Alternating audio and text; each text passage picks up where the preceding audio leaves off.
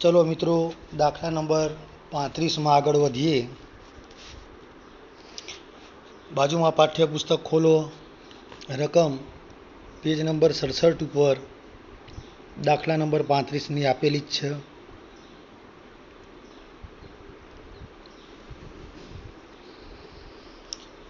सरस, चलो पाठ्यपुस्तक खुली गई तो जरा रकम जोई लईए।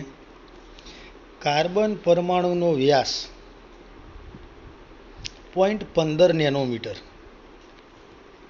मित्रों, अहींया व्यास आपेलो है 0.15 नेनोमीटर। कार्बन परमाणुनी संख्या गणवानुं कहे छे। 20 सेंटीमीटर लांबी लाइननी स्केल पर सीधी લીટી में एकबीजानी नजीक नजीक कार्बन परमाणुओ गोठवायेला होय। तो मित्रों, कार्बन परमाणुनो व्यास 0.15 नेनोमीटर, 20 सेंटीमीटर आ रीते लांबा परमाणुओ गोठवाईने माप करता होय छे। केटલું? 20 सेंटीमीटर। तो एनो व्यास 0.15 नेनोमीटर गुण્યા सीधा फेरवी काढ्या मीटर में 10⁻⁹ मीटर। स्केलનું માપ આલી લીધું 20 સેન્ટીમીટર, એનું પણ આપણે ફેરવી લીધું મીટરમાં। તો 20 સેન્ટીમીટર ઇન્ટુ 10⁻⁻2 મીટર। લીટી પર કાર્બન પરમાણુની સંખ્યા એટલે લંબાઈ ભાગ્યા એનો ડાયામીટર। તો 20 ગુણ્યા 10⁻², નીચે 0.15 ગુણ્યા 10⁻9 હતી સીધી મોકલી દીધી ઉપર, તો 10⁻9 સાદુરૂપ આલી દીધું। 133 गुणिया 10⁷। तो कार्बन परमाणु की कुल संख्या थी जैसे 1.33 गुणिया 10⁹ जेटली।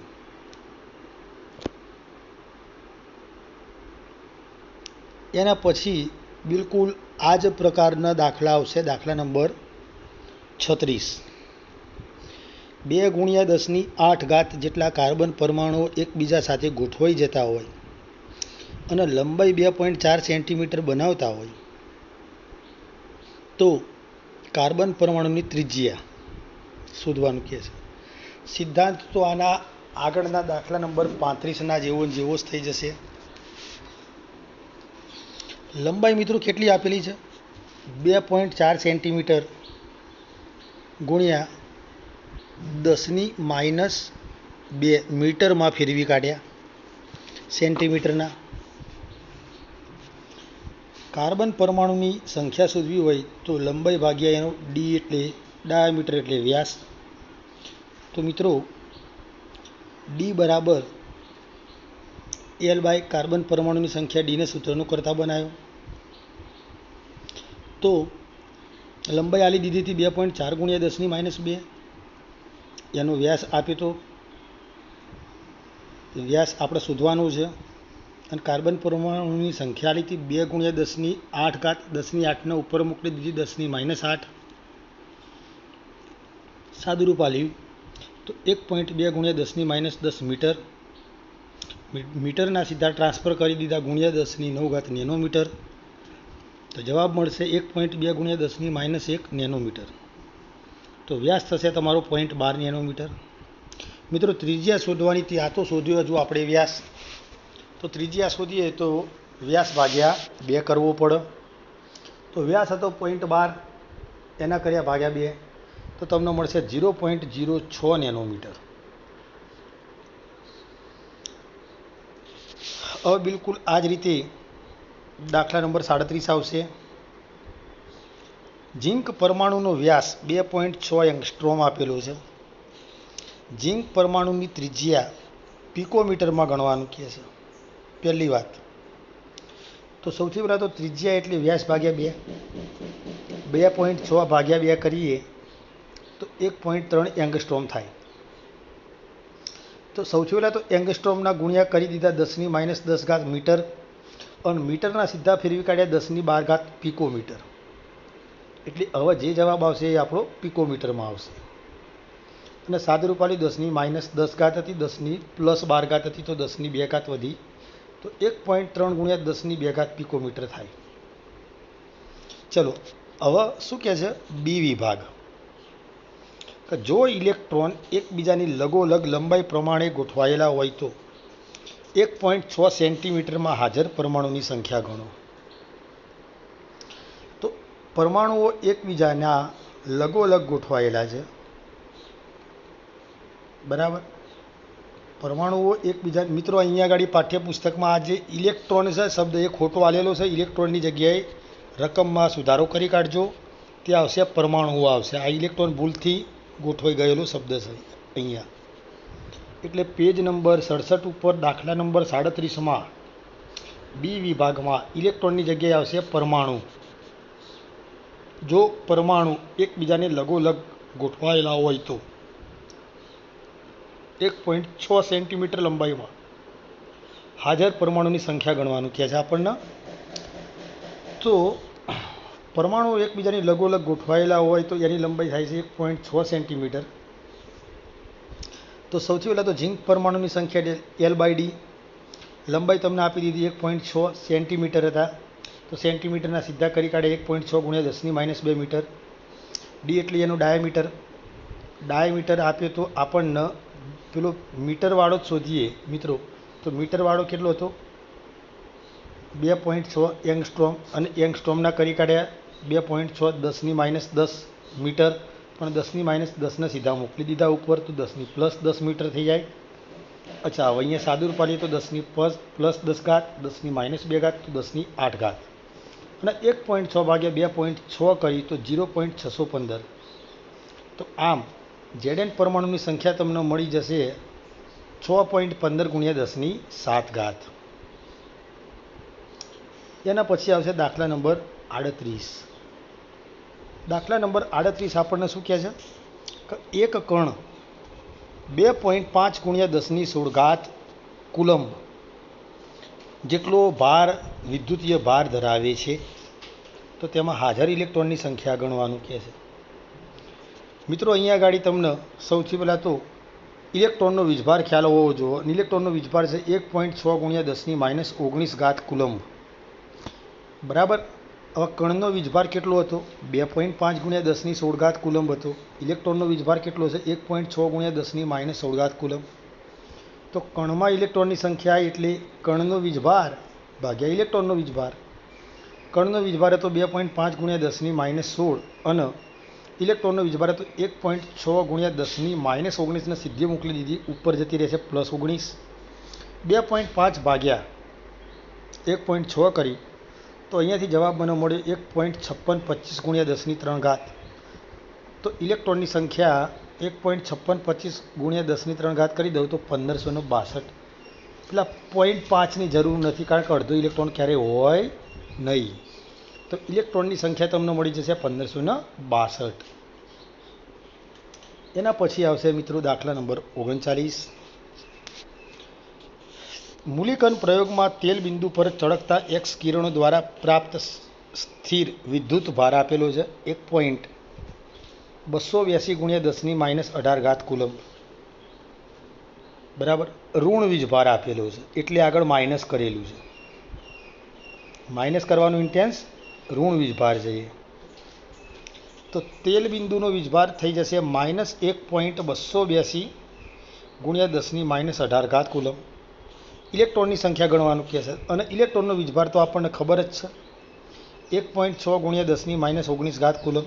ઇલેક્ટ્રોનનો વીજભાર રહેશે ઋણ. તો ઇલેક્ટ્રોનની સંખ્યાનું સીધું સૂત્ર આવશે તેલ બિંદુનો વીજભાર ભાગ્યા ઇલેક્ટ્રોનનો વીજભાર. તેલ બિંદુનો વીજભાર તમને આપ્યો તો, ઇલેક્ટ્રોનનો વીજભાર તમે જાણતા હતા. સાદું પાડી દો, ભાગાકારની સંખ્યા તમને મળી જશે ઇલેક્ટ્રોનની સંખ્યા. તો ઇલેક્ટ્રોનની સંખ્યા તમને અહીંયાથી મળશે 8. ચલો એના પછી આવશે 40 નંબર. 40 નંબર શું છે મિત્રો? કોઈ દાખલો નથી, એ થિયરી છે. તો રુથરફોર્ડના પ્રયોગમાં ભારે પરમાણુ જેવા કે ગોલ્ડ, પ્લેટિનમના પાતળા વરખ લેવામાં આવશે અને એના પર આલ્ફા કણનો મારો કરવામાં આવશે. તેના બદલે એલ્યુમિનિયમનું પાતળું વરખ લેવામાં આવશે તો શું ફેર પડશે મિત્રો? તો એલ્યુમિનિયમ એ Au એટલે ગોલ્ડ અને પ્લેટિનમની સાપેક્ષે હલકી ધાતુ છે. આથી પરમાણુ હલકો હોવાને કારણે આલ્ફા કણોની અથડામણ દરમિયાન વેગ સ્થાનાંતર પામે છે. એટલે એનો મતલબ એમ કે અહીંયા આલ્ફા કણોની તમે અથડામણ કરશો તો એનો વેગ થોડોક વધી જશે, સ્થળાંતર પામશે, વેગ દૂર તરફ જશે. બસ એનો જવાબ આટલો જ આવશે અને એ માત્ર થિયરી હતી. એના પછી ડિસ્કસ કરીએ તો દાખલા નંબર 41 75 Br બ્રોમિન 79, એને એકલું Br79 લખી શકાય? સંજ્ઞાઓ 79 Br35 અને Br35 સ્વીકાર્ય નથી. કેમ? તો ભાઈ આપણને અહીંયા ગાડી જરા તમે જે દાખલો મેં ગણાયેલો છે એમાં જરા આ જુઓ, એક બ્રેકેટ બોક્સ બનાવેલું છે. બોક્સમાં ડાબી બાજુ નીચેની તરફ હર હંમેશ માટે પરમાણુ ક્રમાંક Z જ લખાશે. બોક્સની ડાબી તરફ ઉપરની સાઈડ હર હંમેશ માટે પરમાણુ ભાર એ જ લખાશે. બોક્સની જમણી બાજુ ઉપરની સાઈડ હર હંમેશ માટે વીજભાર એનો આયન લખાશે. તો મિત્રો આ એક વૈજ્ઞાનિકોએ કોઈપણ પ્રકારના પરમાણુ અથવા આયનના પરમાણુ ભાર, પરમાણુ ક્રમાંક અને એના વીજભાર આયન સાથે દર્શાવવા માટેની એક ચોક્કસ રીત રજૂ કરી દીધેલી છે. બરાબર છે? તો 35 Br79 લખી શકાય, પણ અવળું ના લખી શકાય. 79 Br35 એવું ના લખી શકાય મિત્રો. આખી પરિસ્થિતિ અવળી થઈ જાય છે, અર્થનો અનર્થ થઈ જાય છે. 79 Br35 લખવા જાવ તો એનો મતલબ એવો થાય કે 79 નંબરનું તત્વ થાય Br અને 35 એનો ભાર થાય, જે વાસ્તવિક બાબત સાથે સંલગ્ન ધરાવતું નથી. એટલે 79 Br35 ક્યારેય ના લખાય. ક્લિયર? ચલો એના પછી આવશે દાખલા નંબર 42. દાખલા નંબર 42 શું કહે છે આપણને? 81 દળ ક્રમાંક એટલે પરમાણુ ભાર, એનો બીજો મતલબ થાય દળ ક્રમાંક.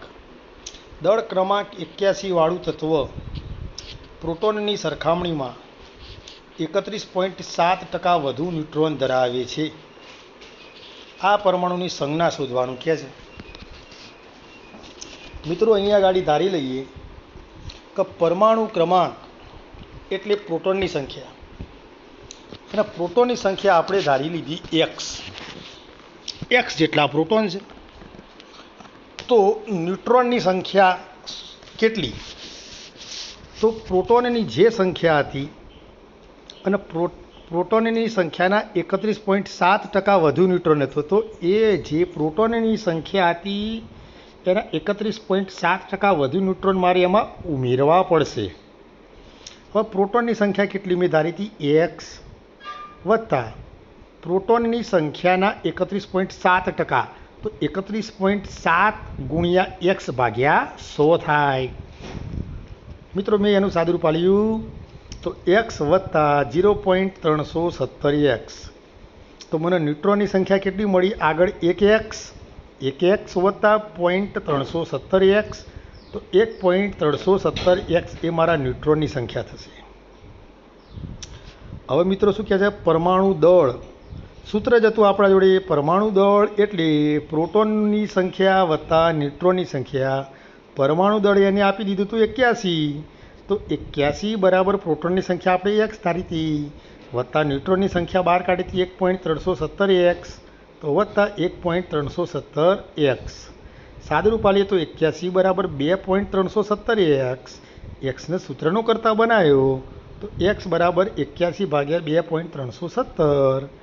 સાદુરૂપ આલ્યું તો x બરાબર 34.96. હવે મિત્રો 34.96 એટલે પ્રોટોન કંઈ આવા અપૂર્ણાંક ના લેવાય. 34.96 પણ એના નિયર બાય તમે 35 લઈ શકશો. તો પ્રોટોનની સંખ્યા એટલે 35. બરાબર? અચ્છા, હવે કુલ દળ હતું 81, તો 35 નંબરનું જે તત્વ આવતું હોઈએ અને એના ઉપર 81. મિત્રો આમાંથી તમારે ન્યુટ્રોનની સંખ્યા શોધવી હોય તો શોધી શકશો. 81 - 35 કરશો તો તમને મળી જશે ન્યુટ્રોન. બરાબર? ઓકે, ચલો એના પછી ડિસ્કસ કરીએ. આ જ રીતનો દાખલો આવશે, દાખલા નંબર 43. દળ ક્રમાંક 37 વાળો પરમાણુ 1 એકમ ઋણ વીજભાર ધરાવે છે. આ આયન ઇલેક્ટ્રોન કરતાં 11.1% વધારે ન્યુટ્રોન ધરાવે છે. આયનની સંજ્ઞા શોધવાનું કહે છે. ચલો સૌથી પહેલાં તો પરમાણુ ક્રમાંક એટલે પરમાણુ ક્રમાંક મિત્રો ભૂલથી બોલાઈ ગયું. દળ ક્રમાંક એનો 37 આપી દીધો તો. ચલો દળ ક્રમાંક 37, પ્રોટોનની સંખ્યા આપણે x ધારી લઈએ. હવે જો પરમાણુ તટસ્થ હોય તો જેટલા પ્રોટોન હોય એટલા ઇલેક્ટ્રોન હોય. પણ અહીંયા શું કહે છે મિત્રો, જો તમે અહીંયા આગળ પ્રોટોન જેટલા ને જેટલા જ ઇલેક્ટ્રોન લઈ લીધા તો ઇલેક્ટ્રોન બરાબર પણ x થાય. પણ અહીંયા શું કહે છે, એક ઋણ વીજભાર આયન છે. હવે એક ઋણ વીજભાર આયન એટલે 1 એકમ ઋણ વીજભાર આયન એટલે એનો મતલબ એમ કે એને 1 ઇલેક્ટ્રોન લીધો તો 1 ઇલેક્ટ્રોન આપણે વધારવો પડશે. તો ઇલેક્ટ્રોનની સંખ્યા કેટલી થશે? x + 1 થાય. અચ્છા, હવે શું કહે છે વળી પાછો કે ભાઈ ન્યુટ્રોન એ ઇલેક્ટ્રોનની સંખ્યાના 11.1% વધુ છે. તો ન્યુટ્રોનની સંખ્યા એટલે કેટલી? ઇલેક્ટ્રોનની સંખ્યા વત્તા ઇલેક્ટ્રોનની સંખ્યાના 1.1%. ઇલેક્ટ્રોનની સંખ્યા કેટલી હતી? x + 1. તો હવે એની સાપેક્ષે ઇલેક્ટ્રોનની સંખ્યાના 11.1% હતા. તો x + 1 × 11.1 ભાગ્યા 100 થાય. x.1 તો એઝ ઇટ ઇઝ x + 1 × 11.1 ભાગ્યા 100નું હું સાદું રૂપ આપી દઉં તો 11.1 + 11.1 ભાગ્યા 100 થાય. અને મિત્રો આ રીતે મેં સાદું રૂપ આપ્યું તો x + 1 + 11.1x + 11.1 ભાગ્યા 100 ભાગ્યા 100 તો x + 1 + 0.111x + 0.111. તો ન્યુટ્રોનની સંખ્યા મને કેટલી મળી? આ ઉપરનાનો સરવાળો કરું તો 1.111x + 1.111 એટલા મને મળશે ન્યુટ્રોન. હવે દળ ક્રમાંક એટલે પરમાણુ ભાર. પરમાણુ ભાર એટલે ન્યુટ્રોનની સંખ્યા વત્તા પ્રોટોનની સંખ્યા. ન્યુટ્રોનની સંખ્યા તો મેં લઈ લીધી 1.111x + 1.111 વત્તા પ્રોટોનની સંખ્યા જાણતા હતા, શરૂઆતમાં ધારી લીધી હતી x. જુઓ જરા, હા પ્રોટોનની સંખ્યા x ધારતા બરાબર. તો પ્રોટોનની જગ્યાએ મેં મૂકી દીધો x. મિત્રો અહીંયાથી મારે ફક્ત અને ફક્ત સાદું રૂપ આપવાનું હતું. તો 37 આ 1.111 આ બાજુ લાવી દઉં તો માઇનસ થઈ જશે અને 1.111x + 1x એટલે 2.111x. 2.111x બરાબર 37 - 1.111 કર્યા તો મને જવાબ મળશે 35.889 889. તો 35.889 ભાગ્યા 2.111 કરીશ તો મને જવાબ મળશે 17. એટલે એનો મતલબ એમ x એટલે 17, x એટલે પ્રોટોનની સંખ્યા. પ્રોટોનની સંખ્યા 17 થઈ ગઈ. તો 17 નંબરનું તત્વ કયું મિત્રો? ક્લોરીન. તો 17 નીચે ડાબી બાજુએ નીચે લખાશે 17 ક્લોરીન. 35 એ એનું કુલ દળ હતું બરાબર. 17Cl 35 બનતી સ્પીસીઝ. મિત્રો અહીંયા ગાડી એક નાનકડી મિસ્ટેક થઈ ગઈ છે, 35ની જગ્યાએ 37 આવશે. 17Cl 37 એને એક -1 આયનવાળો વીજભાર ધરાવતો હતો એટલે 17Cl - 1 અને 35 જે ઉપર લખેલા છે એ મિસ્ટેક થઈ ગયેલી છે, ત્યાં આવશે 37. તો તમને અહીંયા જવાબ શું મળશે? 17Cl - 1 અને અહીંયા આવશે 35ની જગ્યાએ 37 આવશે. તો એ તમારી સ્પીસીસ તૈયાર થઈ જશે. આના જ રીતના અનુલક્ષીને 44 નંબરનો દાખલો છે. 44 નંબરનો દાખલો એવું કહે છે કે દળ ક્રમાંક 56 વાળો આયન ધન ભારના 3 એકમ ધરાવે છે. ઇલેક્ટ્રોન કરતાં 30.4% વધુ ન્યુટ્રોન ધરાવે છે. બનતી સ્પીસીસ કઈ હશે? ચલો ધારી લઈએ કે ધારો કે પ્રોટોન બરાબર એક્સ ધારી લીધું, એક્સ જેટલા પ્રોટોન છે. હવે ઇલેક્ટ્રોન એટલે કેટલા? તો એ પણ પ્રોટોનના સમાન જ હોય. તો તટસ્થ પરમાણુની વાત છે. તટસ્થ પરમાણુમાં પ્રોટોન જેટલા જ ઇલેક્ટ્રોન હોય. આથી ઇલેક્ટ્રોનની સંખ્યા પણ એક જેટલી થાય. પણ અહીંયા શું કહે છે મિત્રો કે આયન 3 એકમ ધનભાર ધરાવે છે. હવે આયન 3 એકમ ધનભાર ધરાવતો હોય તો એનો મતલબ કે એમાંથી 3 પ્રોટોન મારે કાઢવા પડશે, 3 ઇલેક્ટ્રોન કાઢવા પડશે. પ્રોટોન નહીં, 3 ઇલેક્ટ્રોન મારે કાઢવા પડશે. 3 ઇલેક્ટ્રોન કાઢી લઈશ તો મને ઇલેક્ટ્રોનની સંખ્યા કેટલી મળશે મિત્રો? મેં પહેલાં એક્સ ધારી હતી. સૌથી પહેલાં તો પ્રોટોનને એક્સ ધાર્યો હતો. તટસ્થ પરમાણુમાં જેટલા પ્રોટોન હોય એટલા ઇલેક્ટ્રોન હોય. તો પ્રોટોન એક્સ હોય તો ઇલેક્ટ્રોન એક્સ હોય. પણ અહીંયા તટસ્થ પરમાણુ નહોતો, એવો આયન હતો પરમાણુની તટસ્થ પરમાણુની જગ્યાએ એવો આયન હતો કે જે 3 એકમ ધનભાર ધરાવતો હતો. 3 એકમ ધનભાર કરવા માટે મારે 3 ઇલેક્ટ્રોન કાઢવા પડશે. ઇલેક્ટ્રોનની સંખ્યા મેં એક્સ ધારી હતી તો એમાંથી મારે 3 બાદ કરવા પડશે. તો પરિણામે મને ઇલેક્ટ્રોનની સંખ્યા કેટલી મળશે? એક્સ માઇનસ 3 મળશે. મિત્રો હવે શું કહેશે? એ ન્યુટ્રોનની સંખ્યા આપણે શોધીએ. તો ન્યુટ્રોન કેટલા હતા? ઇલેક્ટ્રોન કરતાં 30.4% વધુ હતા. કશો વાંધો નહીં, વધુ હોય તો અંદર ઉમેરવાના આવશે. તો ઇલેક્ટ્રોનની કુલ સંખ્યા વત્તા ઇલેક્ટ્રોનની સંખ્યાના 30.4%. તો ઇલેક્ટ્રોનની સંખ્યાથી એક્સ માઇનસ 3 એ પાછો વધારો મારે અંદર ઉમેરવાનો. તો એક્સ માઇનસ 3 ગુણ્યા 30.4% વધુ હતા. ટકા હતા એટલે મારે કરવા પડે ભાગ્યા 100. તો એક્સ માઇનસ 3 વત્તા એક્સ માઇનસ 3 ગુણ્યા 30.4 ભાગ્યા 100.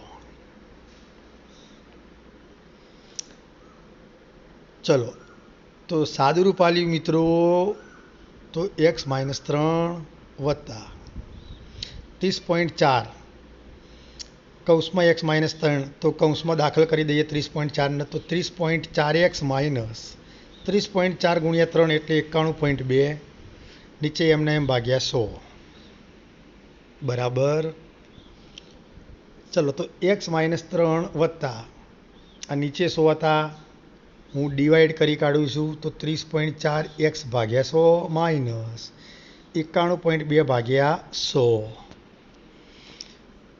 મિત્રો નીચે ભાગાકારમાં 100 હતા તો એનું મેં સાદું રૂપ આપી દીધું. 30.4x ભાગ્યા 100 હતા તો 0.304x માઇનસ 91.2 ભાગ્યા 100 હતા તો 0.912.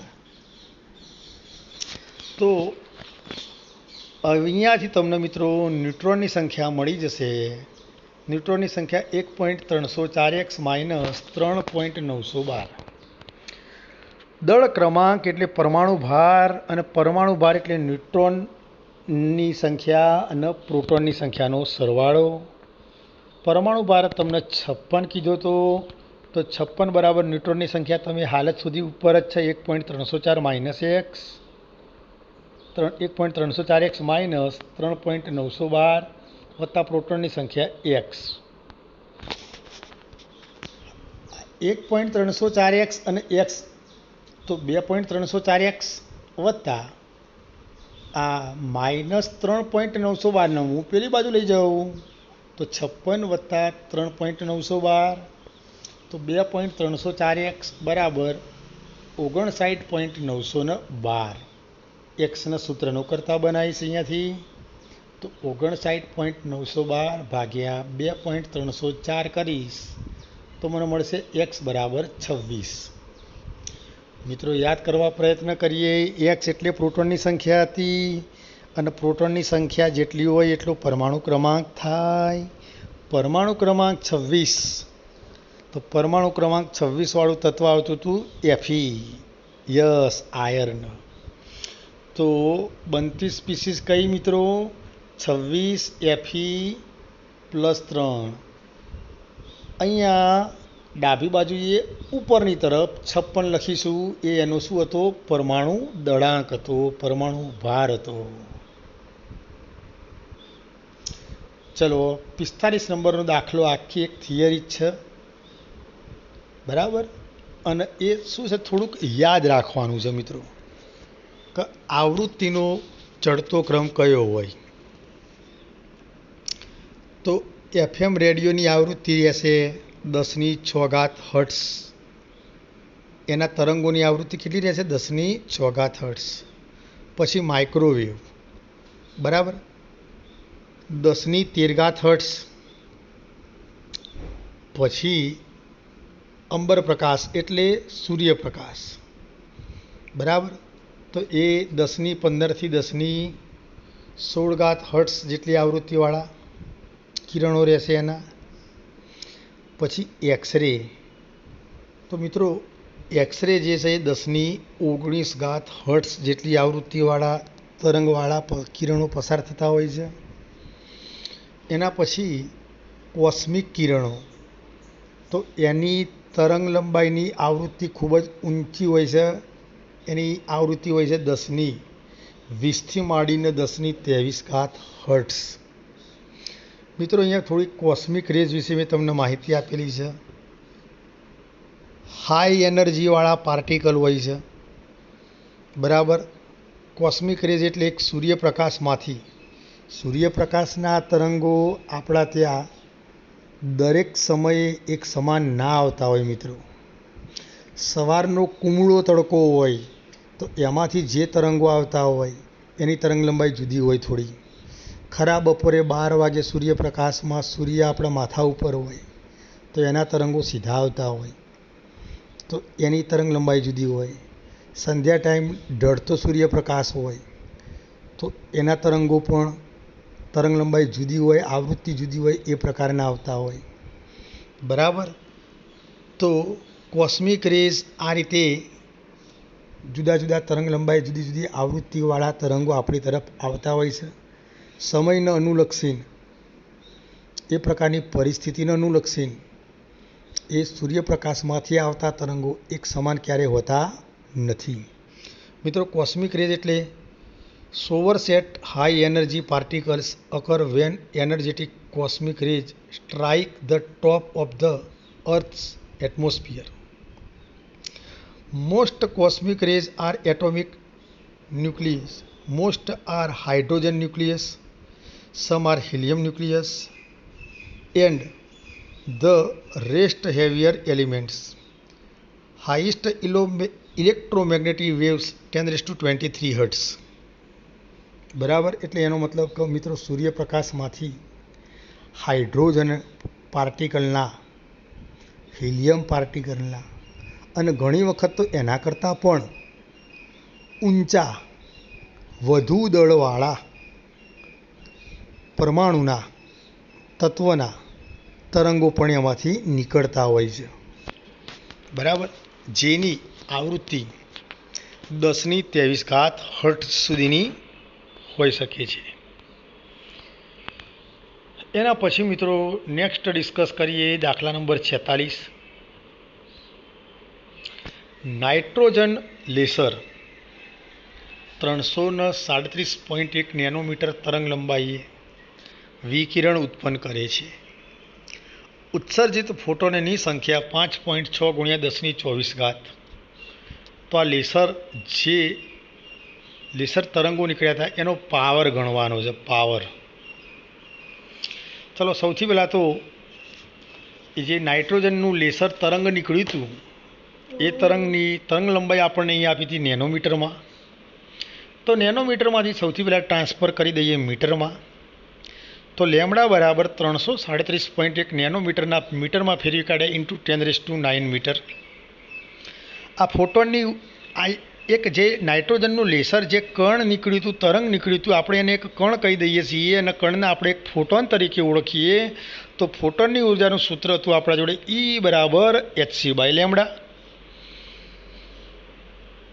બરાબર. ફોટોનની સંખ્યા એને કહી દીધી હતી 5.6 × 10⁻24 છે આવા. તો 5.6 × 10⁻24 ફોટોનની ઉર્જા એટલે કેટલી? તો 5.6 × 10⁻24 એચ એટલે પ્લાન્ક અચળાંક 6.626 ગુણ્યા 10⁻34 સી એટલે પ્રકાશનો વેગ 3.0 ગુણ્યા 10⁸ અને લેમડા એટલે એની તરંગ લંબાઈ આપી દીધી હતી. તરંગ લંબાઈ 337.1 ગુણ્યા 10⁻9 સીધી ઉપર મોકલી દીધી, બરાબર 10⁹. મિત્રો કશું જ કરવાનું નથી, અહીંયા ગાડી માત્ર સાદુરૂપ આલવાનું હતું અને સાદુરૂપ આલી દીધું તો મને જવાબ મળ્યો 0.33 ગુણ્યા 10⁷ જૂલ પ્રતિ સેકન્ડ. અલા જૂલ પ્રતિ સેકન્ડને જ આપણે કહીએ છીએ પાવર. પાવર એટલે વોટ. તો સાદુરૂપ હજુ વાળી 10⁷ હતી અને આ 0.33 હતા, તો એક એકમ આગળ લઈ જાઓ તો 3.30 ગુણ્યા 10⁶ જૂલ પ્રતિ સેકન્ડ. અને જૂલ પ્રતિ સેકન્ડ એટલે વોટ. વોટ એટલે ડબલ્યુ એટલે પાવર. તો મિત્રો તમારો પાવર થશે, હજુ આ 10⁶ જૂલ હતી તો હું 10⁻³ કરી કાઢું તો કિલોવોટ થાય કે ના થાય? યસ. તો 3.30 ગુણ્યા 10⁻³ કિલોવોટ એટલો પાવર મળશે. એના પછી આવશે દાખલા નંબર 47. નિયોન વાયુ. નિયોન વાયુ 616 નેનોમીટર ઉત્સર્જિત કરે છે. ઉત્સર્જનની આવૃત્તિ, સૌથી પહેલાં તો 1 મિનિટ ઊભા રહો. 616 નેનોમીટર એટલે લેમડા આલી દીધી.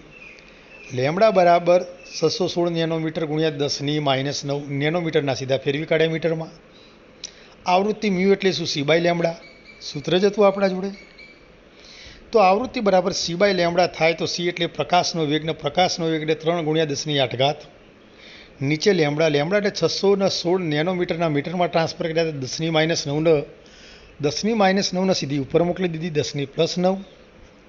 સાદુરૂપ આલી તો 3/616 કરીશું તો 0.0048 અને 10⁸ અને 10⁹ એટલે 10⁻17. 0.0048 હતા એની જગ્યાએ હું લખી દઉં 4.8. તો મિત્રો 3 એકમ મારે 17માંથી બાદ કરવા પડે તો 10⁻14 સેકન્ડ ઇનવર્સ. આવૃત્તિ મને મળી જશે તો આવૃત્તિ એટલે 4.8 ગુણ્યા 10⁻14 હર્ટ્ઝ. 30 સેકન્ડમાં વિકિરણે કાપેલું અંતર ગણવાનું છે.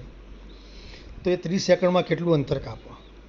મિત્રો કોઈ પણ આ રીતે તરંગ હોય, વિકિરણ હોય તો એનો વેગ આપણે પ્રકાશના વેગ જેટલો જ ગણીએ છીએ. અને પ્રકાશનો વેગ હતો 3 લાખ કિલોમીટર પર સેકન્ડ. 3 લાખ કિલોમીટર પર સેકન્ડ. તો અહીંયા આપણને એવું કહે છે કે 30 સેકન્ડમાં કેટલું અંતર કાપશે? અલા ભાઈ, તો 1 સેકન્ડમાં 3 લાખ કિલોમીટર હતા તો 30 સેકન્ડમાં કેટલા? તો સીધું ગુણ્યા 30 જ કરો. કિલોમીટરના ટ્રાન્સફર કરી કાઢ્યા મીટરમાં તો 10⁵ એટલે કિલોમીટરમાં થતી હતી, તો સીધું મીટરમાં ફેરવી કાઢ્યા તો 10⁻³ અંદર બીજી ઉમેરી દીધી તો 3.0 ગુણ્યા 10⁸ સીધું ગુણ્યા કરી દીધું 30 સેકન્ડમાં કેટલા? તો જવાબ મળશે 30×90.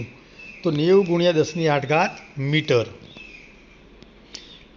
આ પાર્ટિકલની, પાર્ટિકલ એટલે કણ એટલે ક્વોન્ટમ. ક્વોન્ટમની ઉર્જા કેટલી? તો E બરાબર hc by lambda. H Planck અચળાંક જાણો જ છો. સી તમને કહી દીધો, પ્રકાશનો વેગ 3.0 ગુણ્યા 10⁸. લેમડા તો તમને આપેલો જ હતો નેનોમીટરવાળો, બરાબર. આ ઉપર આપ્યો 616 નેનોમીટર ગુણ્યા 10⁻9 મીટરમાં ફેરવી દીધા. તો મિત્રો એ મીટરવાળી કિંમતનું મૂલ્ય નીચે લખીએ, 616 ગુણ્યા 10⁻9 ઉપર મોકલી દીધી, 10⁻9 ફક્ત સાદુરૂપ આલી દીધું તો તમારા ક્વોન્ટમની ઉર્જા તમને મળી જશે 3.23 ગુણ્યા 10⁻19 જૂલ. હવે શું કહે છે હજુ પાછો આગળ દાખલો લંબાઈને? 2 જૂલ ઉર્જામાં ક્વોન્ટમની સંખ્યા કેટલી હતી? અલા ભાઈ ઊભા રહો. આ એક ક્વોન્ટમની ઉર્જા આટલી હતી તો એનો મતલબ કે 3.23 ગુણ્યા 10⁻19 જૂલ જેટલી ઉર્જા હોય તો એક કણ તો 2 જૂલ ઉર્જા હોય તો કેટલી થાય કે ના થાય? એ જ સૂત્ર નીચે લખેલું છે. 3.23 ગુણ્યા 10⁻19 જૂલ ઉર્જા હોય તો એક ફોટોન, તો 2 જૂલ ઉર્જા હોય તો કેટલા ફોટોન? ફક્ત સાદુરૂપ આલી દીધું તો 0.619 ગુણ્યા 10⁻19 જેટલા ફોટોનની સંખ્યા. પણ આ યોગ્ય ના લાગ્યું એટલે 6.19 કરી દીધા તો એક એકમ આગળ લાવી દીધો તો ઉપરથી 1 એકમને બાદ કરીશ, 19માંથી 1 એકમ જશે તો 18. તો ફોટોનની સંખ્યા મને મળી 6.19 × 1018. એટલા ફોટોન થાય. ચલો એના પછી આવશે દાખલા નંબર 48. દાખલા નંબર 48, ડિટેક્ટર 600 નેનોમીટર વિકિરણમાંથી 3.15 × 10−18 જૂલ પ્રાપ્ત કરે છે. તો ફોટોનની કેટલી સંખ્યા એને સ્વીકારી હશે ડિટેક્ટરે, એ ગણવાનું કહે છે. મસ્ત દાખલો છે ભાઈ. ફોટોનની કુલ ઉર્જા કેટલી? તો ફોટોનની કુલ ઉર્જા 3.15 × 10−18 જૂલ. ઊભા રહો. તરંગ લંબાઈ કેટલી છે એ ફોટોનની કુલ ઉર્જા તો તમને આલી દીધી, વત્તા ફોટોનની તરંગ લંબાઈ પણ આલી 600 નેનોમીટર. મિત્રો 600 નેનોમીટરના મીટરમાં ફેરવી કાઢ્યા તો 600 × 10−9 મીટર. ફોટોનની ઉર્જા, એક ફોટોનની ઉર્જા તો E બરાબર hc/λ. તો એક ફોટોનની ઉર્જા તમને મળી ગઈ 3.313 × 10−19 જૂલ. હવે આ 3.313 × 10−19 જૂલ હોય તો એ એક ફોટોન, તો તમને કુલ ઉર્જા કેટલી આલી હતી? 3.15. આ આપી દીધી 3.15 × 10−18 જૂલ. તો 3.313 એક ફોટોન થતો હતો. 3.313 × 10−19 જૂલે એક ફોટોન થતો હતો. તો 3.15 × 10−18 જૂલે કેટલા ફોટોન થાય? તો ફોટોનની સંખ્યા મિત્રો આ રીતથી તમને મળી જશે, 9.5 ફોટોન થાય. હવે 9.5 ફોટોન કરી શક્ય છે? 9.5 ફોટોન કરી શક્ય છે ખરા? ના, 9.5 ફોટોન ના હોય તો અપૂર્ણાંકમાં ફોટોન ના ચાલે. તો અહીંયા આગળ ફોટોન આપણે લખી દઈએ 10 ફોટોન. તો ફોટોનની સંખ્યા થશે 10 ફોટોન.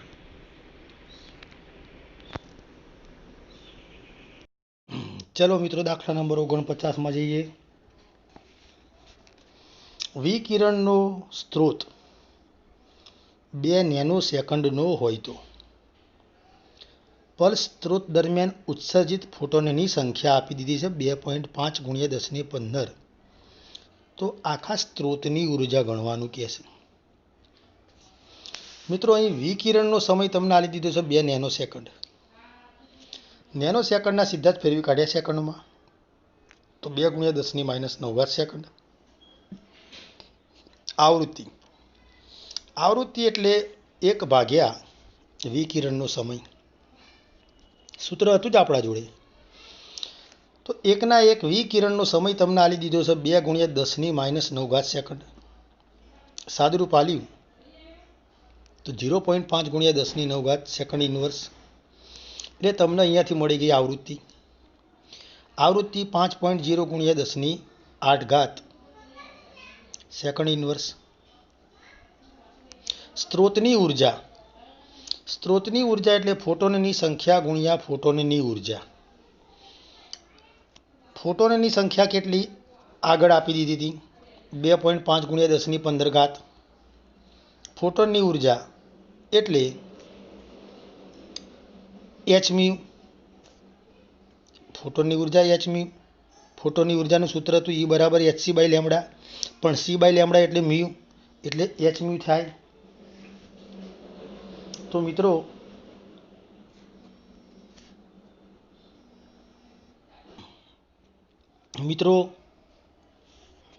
તો ફોટોનની ઉર્જા E બરાબર h𝛍 સૂત્ર ચાલે. ફોટોનની સંખ્યા, આખા સ્ત્રોતની ઉર્જા એટલે ફોટોનની સંખ્યા ગુણ્યા ફોટોનની ઉર્જા. ફોટોનની સંખ્યા 2.5 × 10⁻15 ગુણ્યા h𝛍. h એટલે પ્લાન્ક અચળાંક 6.626 × 10⁻34 ગુણ્યા μ એટલે આવૃત્તિ. તો આપણે હમણાં જ શોધી દીધી 5.0 × 10⁸. બસ આનું માત્ર સાદુરૂપ આલ્યું છે. સાદુરૂપ આલવા કેલ્ક્યુલેટર વાપરવાની છૂટી છે.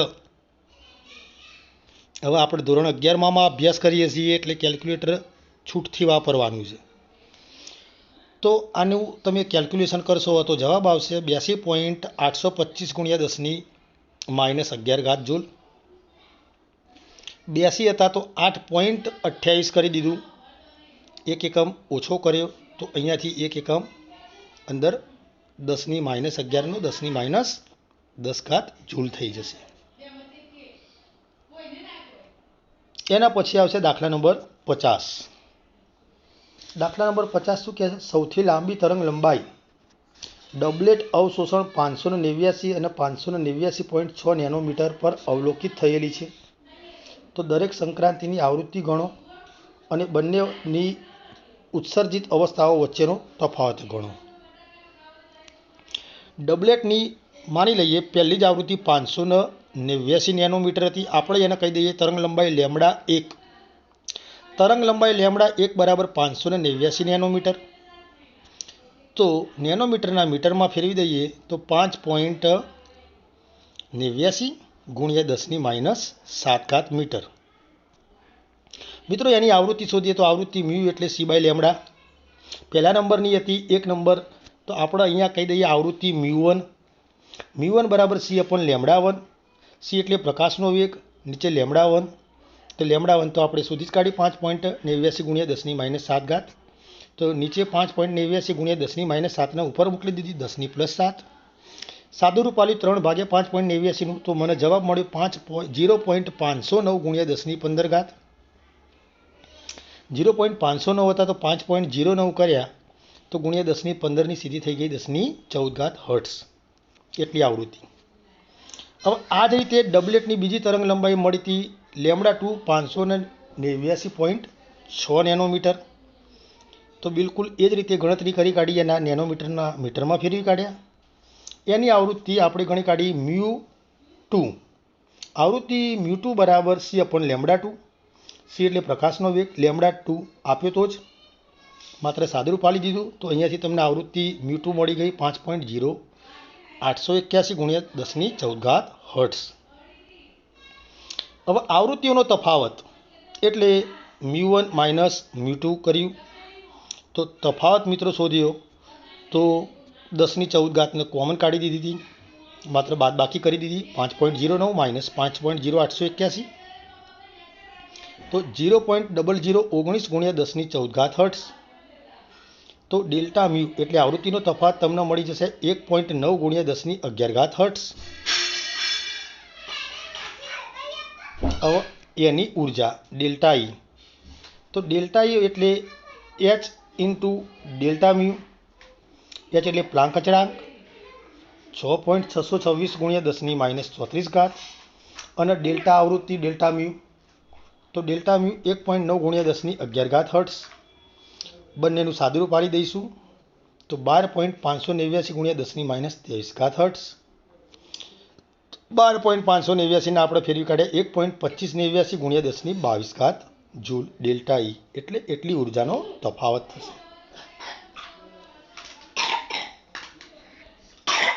એના પછી આવશે દાખલા નંબર 51.